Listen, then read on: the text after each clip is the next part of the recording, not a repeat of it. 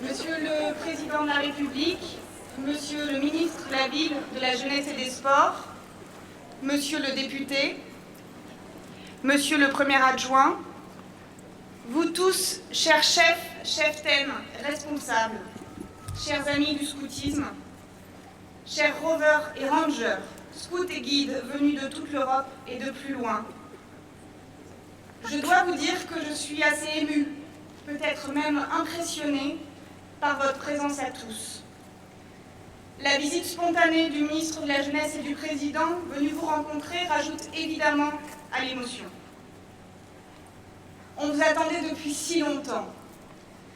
Lors du Jamboree de Suède en 2011, les présidents des associations du scoutisme en France se sont pris à rêver que 70 ans après le dernier rassemblement international organisé par la France, nous pouvions nous aussi organiser un événement d'ampleur. 70 ans. Il nous aura fallu 70 ans pour que nous vous invitions de nouveau. Ça valait le coup d'attendre, je vous le promets. C'était en 1947, 2 ans seulement après la fin de la Seconde Guerre mondiale. On a d'ailleurs appelé ce jamboree le jamboree de la paix. 24 152 jeunes garçons venus de 70 pays du monde, à moins de 20 km de l'endroit, se rassemblaient à moins de 20 km de l'endroit où nous nous retrouverons dans une semaine. Ils ont alors montré au monde une image de paix, et ils ont prouvé qu'on pouvait reconstruire la paix sur les ruines de la guerre, en accueillant même des équipes allemandes au sein des groupes français. C'est le président Vincent Auriol qui saluait ces 20 000 jeunes en France.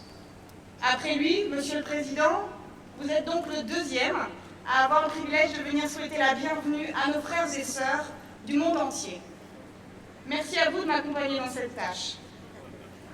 Merci aussi à tous les salariés, bénévoles, volontaires du scoutisme français et de ses associations membres aux empreintes culturelles et historiques différentes. Permettez-moi de prendre le temps de toutes les citer: les éclaireuses et éclaireurs de France, les éclaireuses et éclaireurs unionistes de France, les éclaireuses et éclaireurs israélites de France, les scouts et guides de France, les scouts musulmans de France et le petit dernier, membre associé des éclaireurs de la nature. Des associations qui, depuis 3 ans, travaillent sans relâche pour l'organisation et le bon déroulement de cet événement. Merci aussi à vous, rovers et rangers, de 56 pays, d'être venus découvrir notre pays, nos coutumes, notre manière de vivre le scoutisme. Vous êtes les bienvenus en France, dans votre famille scout. Et je pense d'ailleurs qu'au même moment, autant de jeunes Français sont accueillis avec enthousiasme partout dans le monde pour agir dans la rencontre.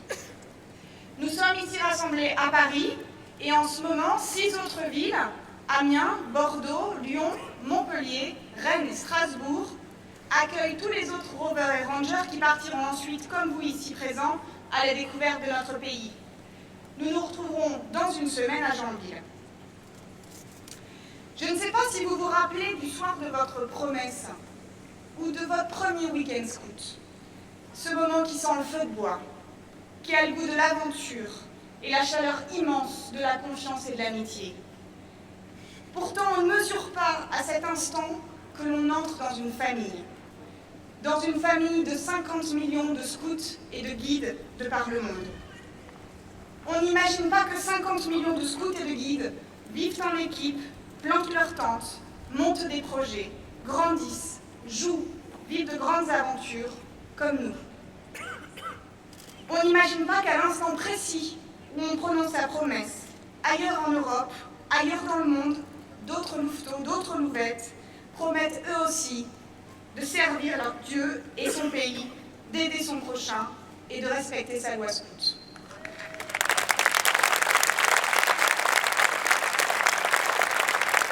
Quand je vous vois ici rassemblés, je sens vivante cette fraternité. Je ne connais ni vos noms, ni vos pays d'origine, mais je sais que nous sommes de la même famille. Je sais que nous répondons au même appel, celui de construire avec enthousiasme et ambition un monde meilleur.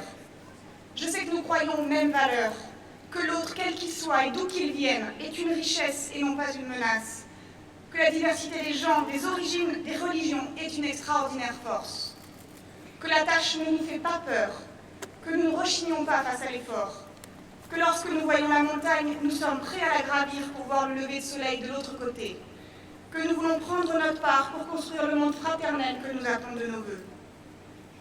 Votre présence ici est bien le signe de cette fraternité. Le scoutisme n'a aucune frontière.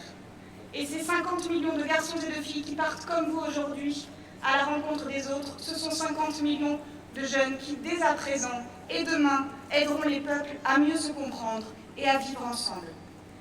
Ce sont 50 millions de scouts et de guides qui, par le jeu et la vie dans la nature, en découvrent l'immense richesse, mais aussi la fragilité. Sensibilisés à un mode de vie respectueux, ces jeunes sont déjà les bâtisseurs de leur propre futur, où ils savent les bienfaits d'une vie plus simple, mais enrichie de relations humaines.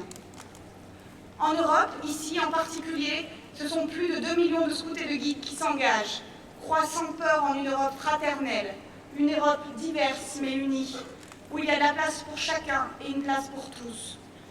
Ce que nous avons rappelé avec force dans une résolution votée en conférence européenne de nos 2 instances internationales sur notre action dans la crise humanitaire des migrants et des réfugiés.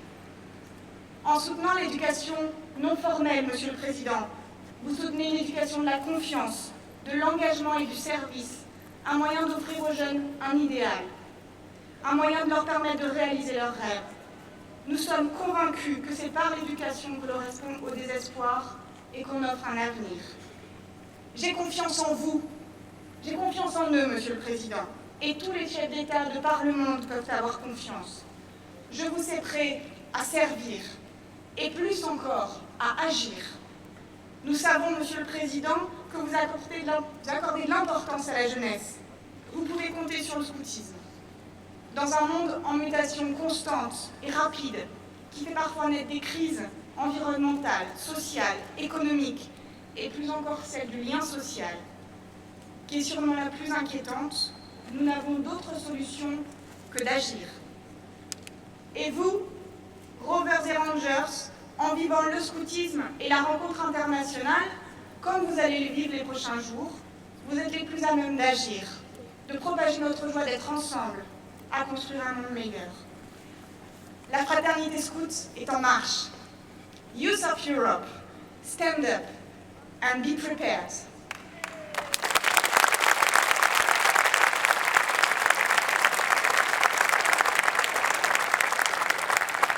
Monsieur le Président de la République, ces jeunes vous remercient de votre présence ici, mieux que je ne pouvais le faire.